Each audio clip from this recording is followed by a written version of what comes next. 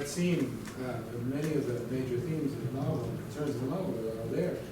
In fact, there's several points where they discuss the question of names, and what many in the audience may not know is that Henry and James are not their true names. Right? So even the names that you're referring to them by at that point are not their true names. And there's this recurring discussion in the novel about reimagining yourself, putting on guises, masquerades, and both men in that scene at different points describe the freedom they felt performing. Mm-hmm. One, when Henry first plays the banjo, he describes how free it made him feel. And then when James describes putting on the blackface, how liberating. Mm-hmm. Those are fascinating concepts and at war with each other.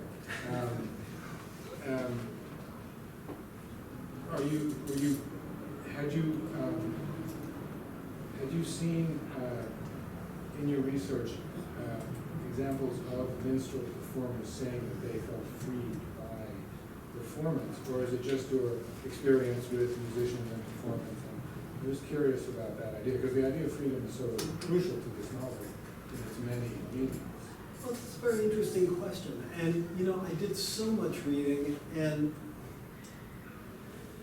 it's actually, I never had a kind of an aha moment of like where I read some testimony from a white minstrel, although I did read a fair amount of recollections by a number of these different guys. Some, oh Lord, I'll tell you, it's funny because all this research was a year and a half ago, 2 years ago.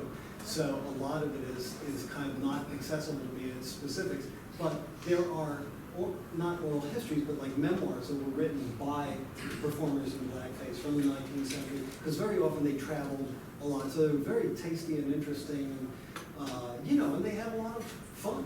Sure, why wouldn't they have had a lot of fun? They were playing music, they were getting paid, they were drinking, they were picaresque adventures that were picaresque. It was an American picaresque. And, excuse me, but it seems to me on the face of it that that's what was going on. I mean, and also you don't have to go back 150 years to see it. There's something perennial in this culture, and it is a many-faceted thing.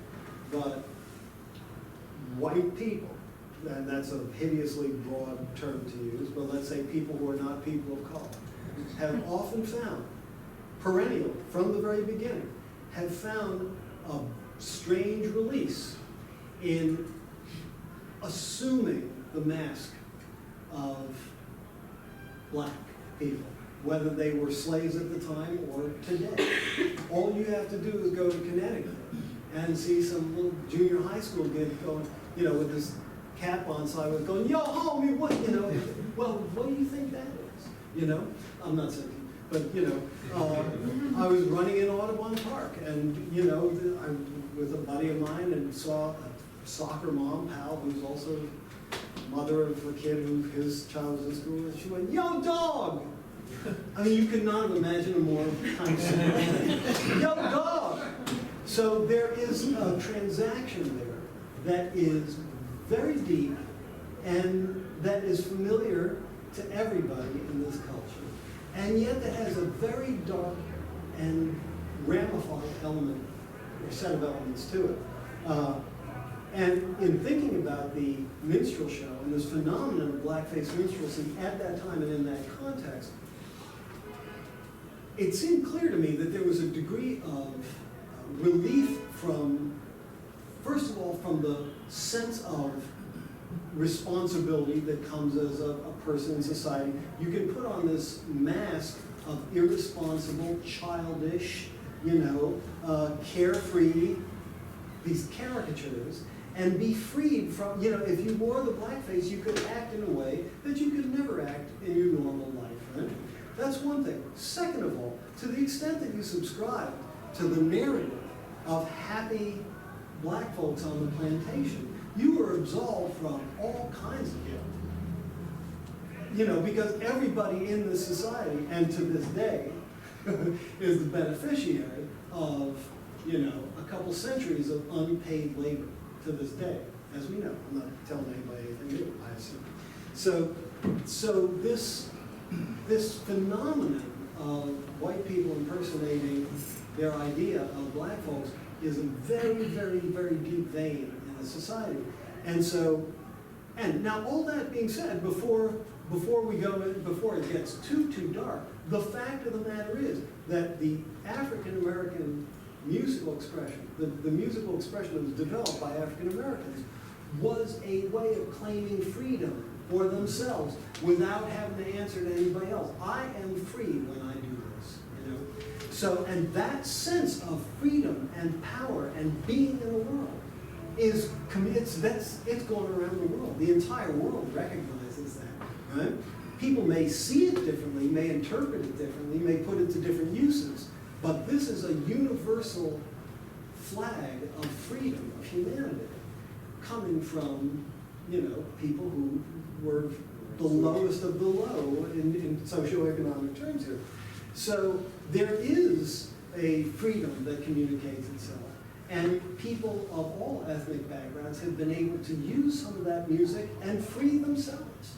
It's, you know, you can read the stories of any number of rock and rollers, British invasion rockers, American rockers, you know, whoever who said, man, I heard Chuck Berry, and it was just like, or Elvis, who heard, you know, all the stuff that he heard to become who he was, and I was free, so. Yeah, and it's not a cheap thing either, you know. So, but there's just so many layers to it, and they cut in so many different directions. Well, and the persistence of these themes through American history brings up another question, which came up in a discussion you had with David Gates, which was published in the Los Angeles Review of Books. And if you haven't read it, it's really worth reading. A really interesting discussion. It goes well with this event tonight. But in that discussion, you and David talked about the idea of historical fiction, and whether this novel can be considered historical fiction.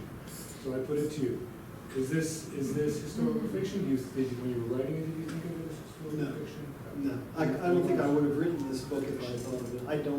I don't care for that I don't care for a lot of designations, sort of genre designations like that to begin with, because I think if a writer is serious, I don't think you pay attention to genres.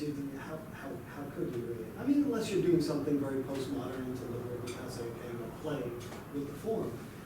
But I reject the term historical fiction for this book largely because of what we were just talking about, which is that I don't feel that phenomenon of racial masking for good and ill is anything like a closed book in our society. And I also don't think that the social issues involved in slavery or racial issues in our society either. So, for what it's worth, and as a quick reprise of some of what David Gates and by the way, those of you who don't know David Gates' writing, he came out with a collection earlier this year called A Hand Reached Down to Guide Me.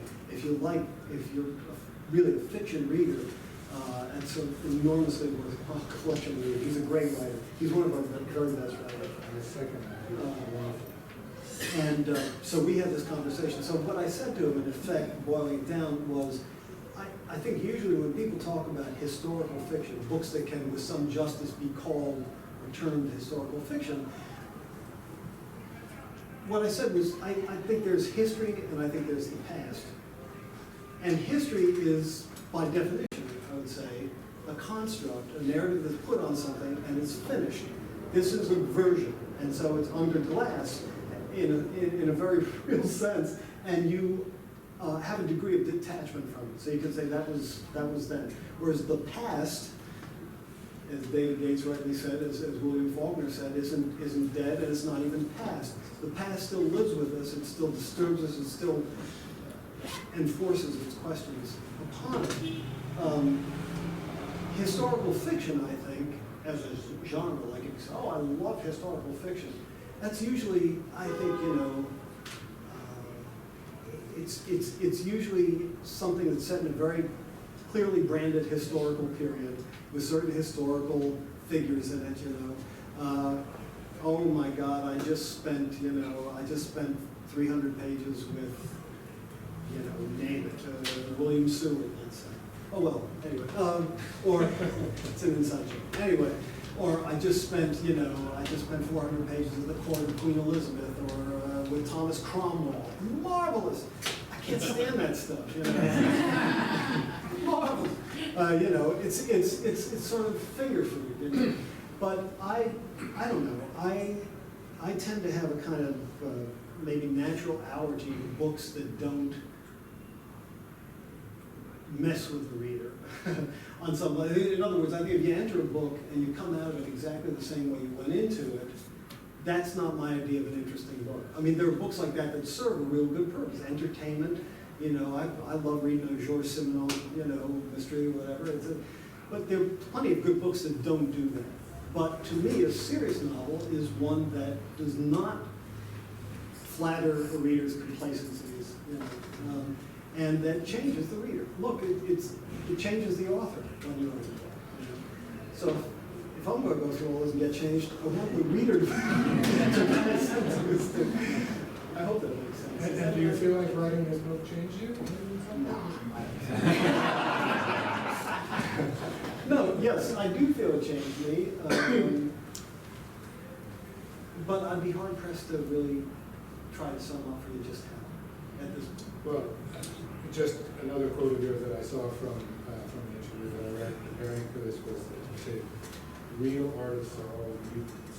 Mutants, Mutants, yeah. we're all X-Men, we're all changing. So that ties into that theme. I think it's true. I don't think if you were a normal person, you'd be a serious artist. Why would? My God, you know, there's grass, there's lemonade, there's happiness of country games. streets, Yeah. baseball games, dogs. Why in God's name would you go into this barrel and go over the falls repeatedly? I think it's something normal people do. Was this the first novel that you wrote since working on Tremaine? Yeah. Yeah. I'm curious, did the experience of writing for television affect the way you wrote this novel? Do you think in any way? Yeah, it certainly did. And if y'all, the HBO's Tremaine, you know, the series that David Simon series set in post Katrina, New Orleans, and I was a writer on that for 3 seasons. And it was a great experience. It forced me to write in a different way, to think. You're forced to think in a different way about narrative if you're, for a number of reasons. If you're writing for a TV show like that, for one thing, you write collaboratively. You sit in a room. There's 6 of you or 8 of you, however many it is, and you're sitting in a room, and the producer, David Simon and Eric Overmyer, would have a sense of where the arc of the season is going to go. And then, but collectively, you kind of improvise this idea of what happens in each episode to get you to where you're going. And of course, it changes. And you improvise what happens with all the different characters. And you improvise a form for each episode. And then at the end of that, each writer goes and has to write. You go write episode 2, Tom. You go write episode 3. And you go and you write this episode, but you have a template for the episode, within which there's a certain amount of freedom, but there's a progress of scenes, and certain things have to be accomplished. So 2 things about that. One, in a dramatic form, you don't have recourse to exposition as we think of it in a novel. So everything has to happen in a scene, and you can't waste time with, you know, anything that's extraneous to moving the action going with the characters. So one begins to ask oneself very pointed questions about what constitutes a scene. What do we mean by something happening in a scene? You know, how do you achieve it? What's the best way to do it? So there's that. And second of all, there's a financial and therefore temporal, since time is money. There's a financial and temporal set of imperatives operating too, which is to say, we're coming up, because the producers have sent the list of scenes, right, to production, they're going to start hiring locations, they're going to hire actors, they're going to start putting all the apparatus. And once that apparatus gets in motion, you can't just sort of say, actually, no. No, episode 4 has to do something completely different. It just ain't gonna happen, man. You've got to write it, the best you can according to the template. So that's a major difference. All that to say, I think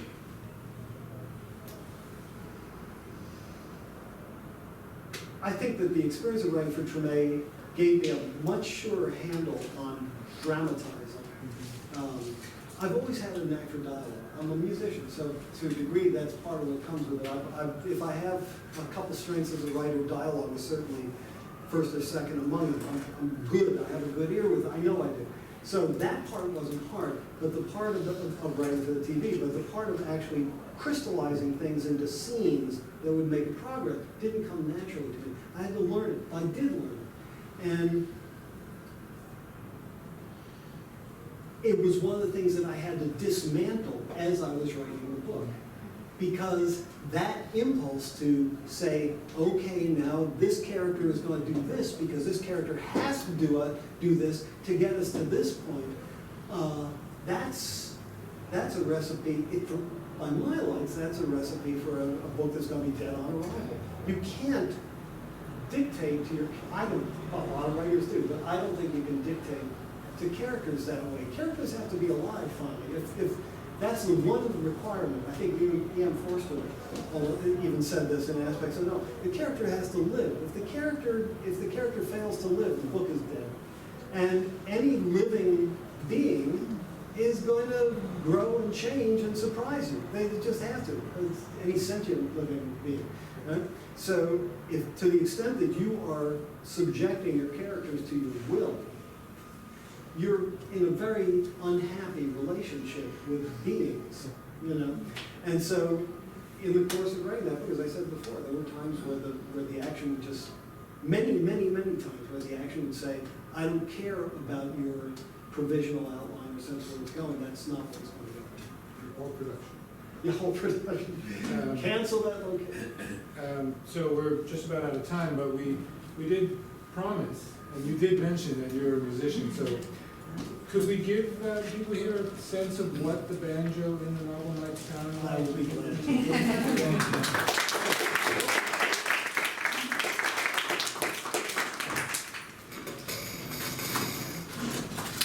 I hope it's okay that I've divested myself of that microphone. Can you all hear me if I talk this way? Okay, I'm trailing it. All right, well, look, very quickly. This is a banjo,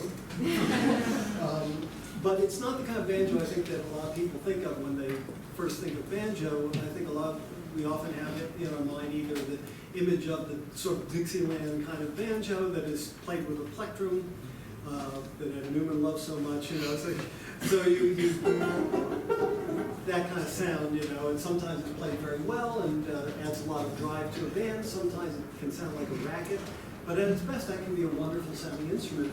But that's not what this is. We also sometimes think of the bluegrass, so-called, what we might most easily term the bluegrass banjo, which is an instrument that also has 5 strings, as this one does, and I'm going to talk about those strings in a minute, and has a kind of pie plate looking shell on the back that's a resonator that is wider than the actual body that projects the sound of the banjo then outward from behind. So it's a very loud instrument. It's usually played with finger picks, metal picks on the fingers. So you get that bam, bam, da, dam, da, dam, that kind of really projecting, spiky, piercing, beautifully rhythmically articulate sound that we associate with Earl Scruggs and Ralph Stanley and all the greats of bluegrass banjo. But the banjo in its earliest form,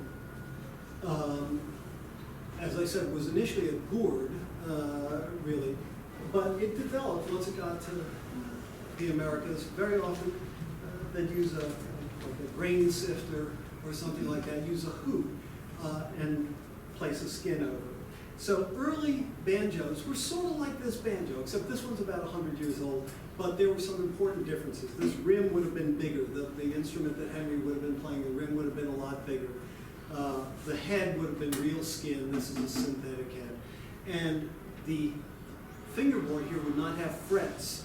I don't know how many of you are instrument players, but these frets are there to ensure proper intonation, and they would be fretless, more like a cello or a violin. Okay, so you had to really be on it when you were going to hit those notes. And it also made slides and glissandi a little bit more interesting. Banjos were usually tuned a little bit lower. This one's tuned to an open G chord,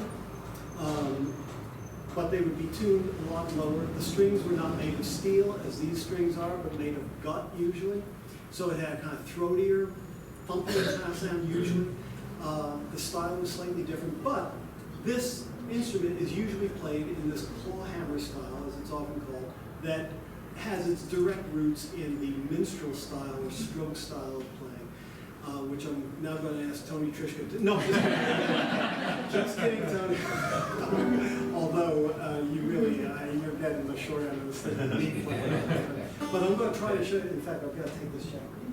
Take my jacket off because I'm so dirty. So anyway, so let me show you basically how this instrument was. Now you can play this instrument finger style, the way you might play sort of finger picking guitar style. You can play stuff like.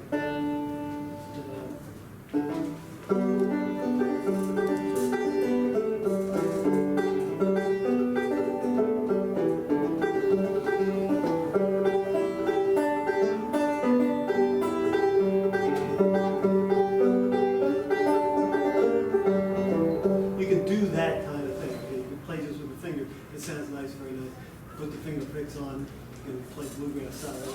But the real most characteristic way this banjo was played in its earliest incarnation, and the way, in fact, very often African players played the ancestor of the banjo, is by knocking down on the strings with your index finger, usually, like that, right? Okay, you knock down. Now the other thing to remember, there's another part to it, which is there are these four main strings where we have the tuners up there, but there's this very short string that's attached to the neck here, and that is high, okay? It's shorter, higher pitched. So the banjos then, so usually when you play this style, you're knocking down with the index finger, let me put this out here. With the index finger, then pulling up.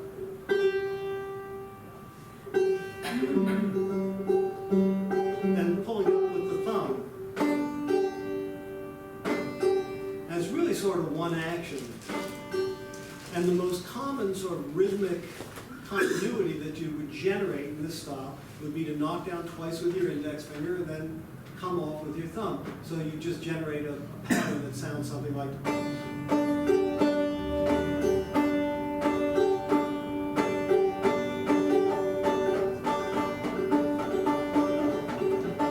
I'm not doing very well, but anyway, and you add then notes fretted with your hand, and you make all the patterns that, so you just, you just have sounds that sound like.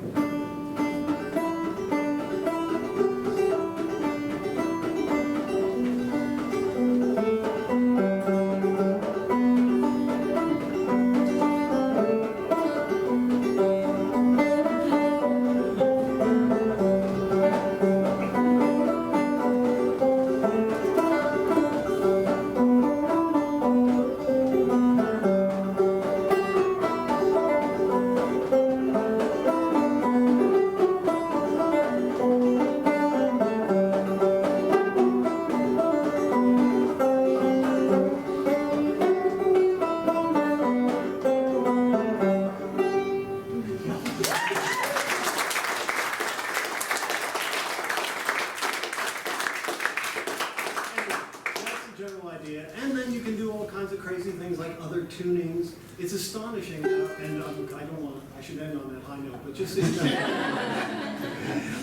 you know, you can tune one string up. Let's say this one, just up a half note, and all of a sudden the open chord sounds like this. It's a whole different kind of sound, and you can play a whole different kind of song against that.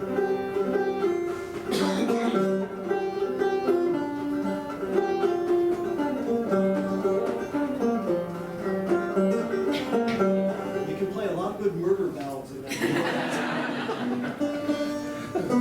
Anyway, so that's the banjo basically, and this is a beautiful banjo that I love very much. It was made for A.A. Farland, who was one of the great. It wasn't, this instrument was not made for him, but this was made and came out under his name. It's put together a certain way, but you don't need to know all that. Anyway, that's the banjo.